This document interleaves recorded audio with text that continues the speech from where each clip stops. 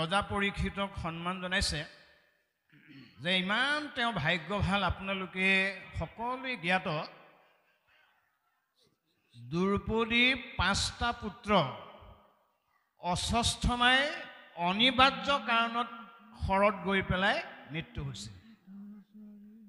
এটা পুত্ৰগীতা নামগীতা শুনিলে ভাল লাগিব এৰামেকে কয় যধুমূন্য সাৰংগ সৌবীৰ প্ৰতিবিন্দ এহি পঞ্চ পুত্ৰ দ্ৰৌপদীৰ এই 5টা মাৰি পেলালে তেতিয়া ভগৱন্তই ভাবিলে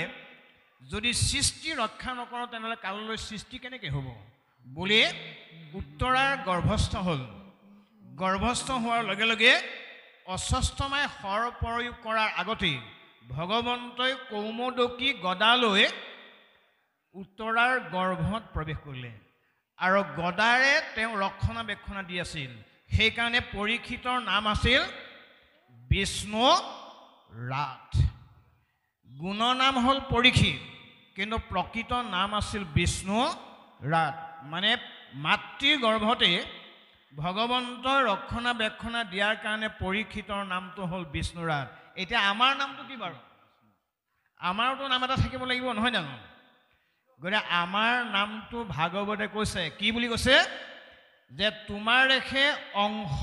আমি যত জীৱ যাক ভগৱন্তই মাতৃ গৰ্ভত যদি আমাক সঁচাকৈ ৰক্ষণাবেক্ষণা নিদিলেহেঁতেন আজি আপোনালোকে আমি আহি এনেকৈ ভকত সেৱা কৰিবলৈ নাপালোহেঁতেন এয়া ভগৱন্তৰ কৃপা বুলি ভাবকচোন যে ভগৱন্তৰ কৃপা অবিহনে এডাল গছৰ পাতো নলৰে বুলি ভগৱন্তই নিজ মুখে অৰ্জুনক কৈছে সেইটোৱে মই এই বিশ্বাসটো তোমালোকে কৰিব লাগিব আৰু এই বিশ্বাসটো তেওঁলোকে কৰিলে আজি ভগৱন্তৰ কৃপা যদি নহ'লহেঁতেন অস্বস্থমাৰ শৰৰ আঘাতত উত্তৰাৰ গৰ্ভতে পৰীক্ষিত ৰজা মৃত পাই হ'লহেঁতেন কিন্তু ভগৱন্তৰ কৃপা থকাৰ কাৰণে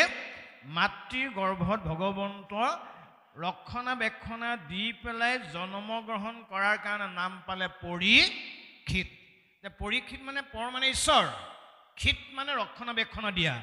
ভগৱন্তই ৰক্ষণাবেক্ষণা দি এইকণ সময়লৈকে ভাগৱতত অংশগ্ৰহণ কৰাৰ কাৰণে এইজনক এতিয়ালৈকে সন্মান আৰু শ্ৰদ্ধা ভক্তিৰে নিবেদন আগবঢ়াইছে কৃষ্ণ